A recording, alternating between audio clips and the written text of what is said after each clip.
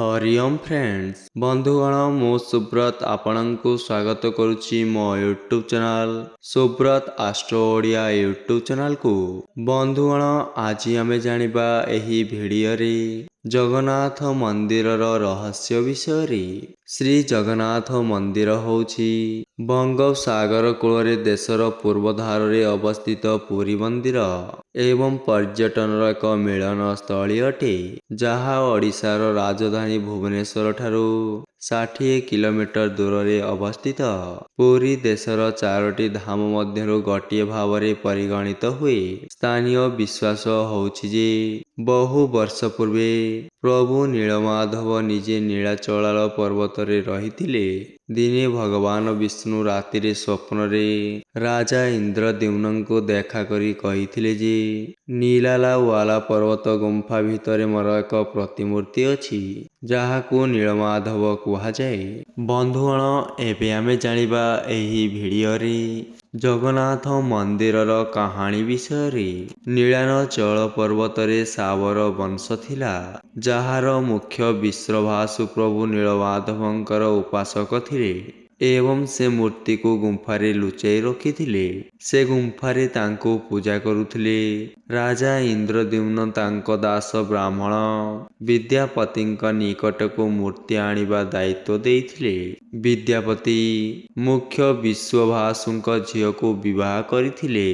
किछि दिन परे विद्यापति भगवान नीलमाधव तांको श्वशुर विश्वभासुंको देखिबा पई इच्छा प्रकाश करिथिले। प्रथमे विश्वभास मना करि देइथिले, किंतु परे तांको झियर जिद जोगु से हाँ करिथिले। विश्वभास विद्यापति को आखि बुझी देई प्रभु नीलमाधव को देखा करबाकू नेइथिले। विद्यापति चतुरतार सह जीवा समय रे रास्ता रे सरिस मंजी पकाइला एवं परे सरिस मंजी साहाଯ୍ୟରେ गुंफार मूर्ति चोरी करी राजा को देला। भगवान नीलमाधवंक मूर्ति चोरी करी विश्वभास अत्यंत दुखित होइथिले। तांको भक्तंक दुख देखि भगवान मध्य दुखित होई सेही गुंफा को पुणी थरे फेरी जाइथिले। जीवा बेले से राजा इंद्रद्युम्न को प्रतिश्रुति दे जाइथिले जे जदि से तांको पई एक विराट मंदिर निर्माण करंती तेबे से निश्चित भावरे तांको निकट को फेरिबे।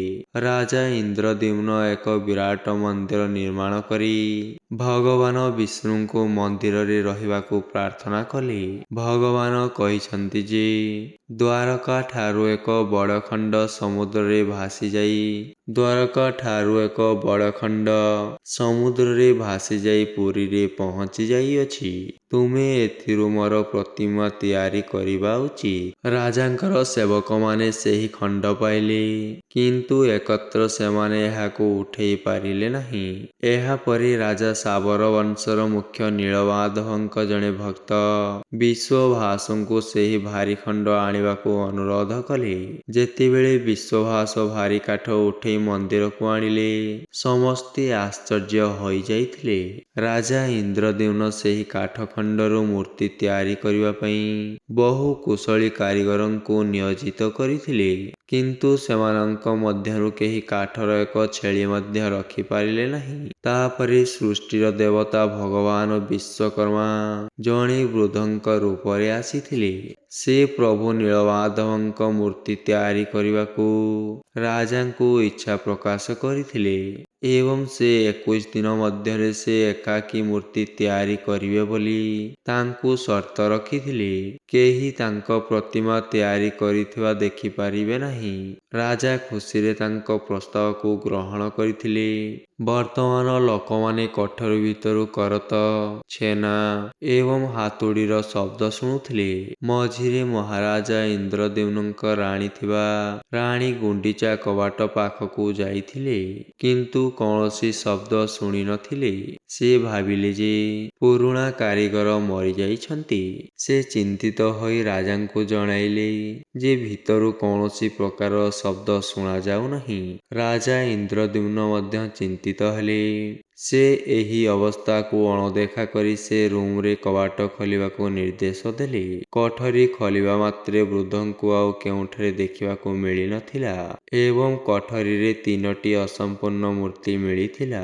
ପ୍ରଭୁ ନୀଳମାଧବ, ଯାହାକି ଜଗନ୍ନାଥ ନାମରେ ଜଣାଶୁଣା, ଏବଂ ତାଙ୍କ ଭାଇଙ୍କର ଛୋଟ ହାତ ଗଠନ ହୋଇଥିଲା, କିନ୍ତୁ ସେମାନଙ୍କର ଗୋଡ଼ ଗଠନ ହୋଇନଥିଲା ଏବଂ ସୁଭଦ୍ରା ମାତାଙ୍କର ଗୋଡ଼ ହାତ କିଛି ମଧ୍ୟ ତିଆରି ହୋଇନଥିଲା।